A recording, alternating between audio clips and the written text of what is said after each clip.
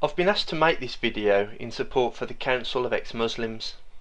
I support them for many reasons, one of which being that I believe all human beings should be free to enter or leave a religion without indoctrination, pressure, intimidation or violence. Here is the story of how I became interested in Islam. I was raised by an agnostic and an atheist.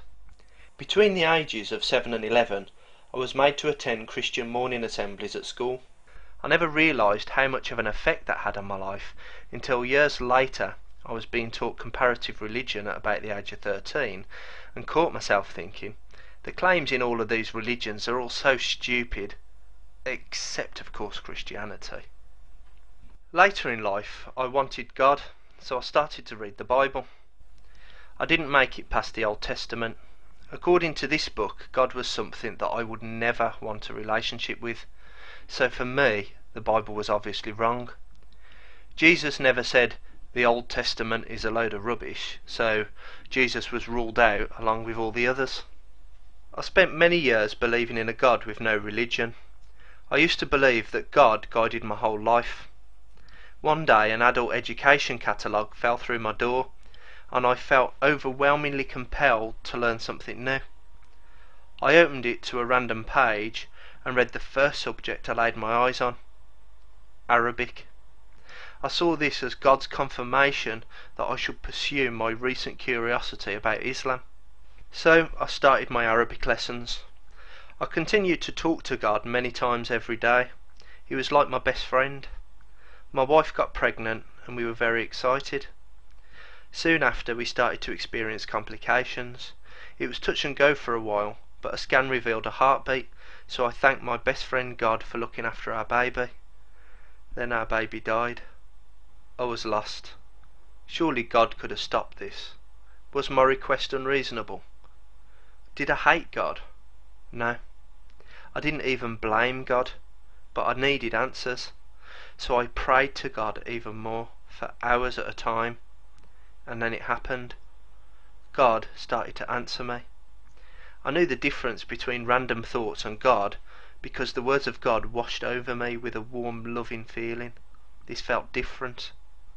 God explained to me why my baby had to die, and it made perfect sense, which was not surprising since it was God that told me directly. God then went on to tell me about the creation of the universe, even revealing some information using Arabic I had not yet learned, so that I could be sure I was really being spoken to by God. One day a friend at my children's school was talking to me, and I let slip that I was learning Arabic. She is a British convert to Islam and was very happy about it. She mentioned miracles in the Quran and told me a few. This was exactly what I would expect God to do. Rather than having to appear to us every few hundred years to prove to us its own existence, it would write a book, but it would also make sure that this book stood out by being absolutely perfect, without error, and containing information which no person could possibly have known at the time. As I read about these miracles, I was very impressed. By this time I was praying around 10 times a day or more. I didn't eat pork, I didn't drink or smoke, I didn't gamble. I called God Allah. I prostrated towards Mecca to pray to Allah and voiced the words Allahu Akbar as I did so. I started to grow my beard to be just how God had intended. I'd even had a long discussion with my amazingly understanding wife, who had agreed she would wear a headscarf if I decided to take the final step and become a Muslim. And so I was finally ready to read the Quran. I was blown away. I was absolutely amazed that people could read the same words that I was reading and think they were beautiful, perfect, and even miraculous. I kept seeing things which suggested that the Quran was written by a 7th century man with an incorrect understanding of the universe. I kept excusing them, giving the benefit of the doubt, but I couldn't help thinking to myself, why would God include something that looks so blatantly wrong, knowing that it would cause people like me doubt in the future? The Quran says that nobody can believe unless Allah wills them to. Considering I had done all of this and genuinely meant every step of it, Why would God stop me from seeing the truth if the Quran was in fact true? I had to admit it. The Quran was not beautiful. It was repetitive, full of threats of dire consequences for not believing, boring, uninspiring, and ultimately wrong. I stopped reading it partway through and decided to research every Quran miracle claim I could find. I researched each claim in great detail, looking for predated historical accounts of that information already being known, whether somewhere else in the Quran ruled out the miracle claim, and so on. Every claim I found was easily explained. Not one was a miracle. In every case, it was clear that the person making the claim should know that their claim is unfounded, and yet they were still claiming miracles. It wasn't only Muslims that were lying to me though. When later looking at typically Christian websites which presented evidence of errors in the Quran, I found that many of these sites also made claims that simply weren't true. I was being lied to by both sides. I eventually read 3 different English translations of the Quran from cover to cover. By this time, I neither wanted the Quran to be true, nor did I want it to be false. All I wanted was to know the truth. It's only when you care for the truth without having a preference for what the truth should look like that you can actually say you're being open-minded. After reading all the way through, I was more convinced than ever that this book was not written by a perfect all-knowing being. With just 1400 years of scientific discovery, I would be able to reword certain phrases in the Quran to more accurately reflect reality without turning the Quran into a science book. How can a mere human like me possibly outclass the creator of the universe? That would be impossible. The idea that God would make a book that stood out from the rest was firmly implanted in me now, and yet there was nothing to differentiate the Quran from any other religious claims I'd ever seen. It was yet another appeal to believe without evidence because that's what God loves most, whilst ignoring the fact that this is exactly what every follower of every other wrong religion also does. If you should believe without evidence, where do you start? More importantly, where do you stop? I don't reject Islam because I hate it. I reject it because despite wanting it to be true, I couldn't convince myself that it was. I don't hate Muslims. In fact, I don't hate anyone in the world. If you are a Muslim hater watching this, I think you're being irrational. There is no single Islam, just as there is no single Christianity. Stop telling Muslims what they believe and try asking them instead. Your neighbour's grandmother is really not trying to take over the world. I have changed from a person who believes without evidence to someone who requires claims to be justified. I used to be in a mentally dark place, but Islam has guided me to the right path and helped me to see the light. I read science books these days.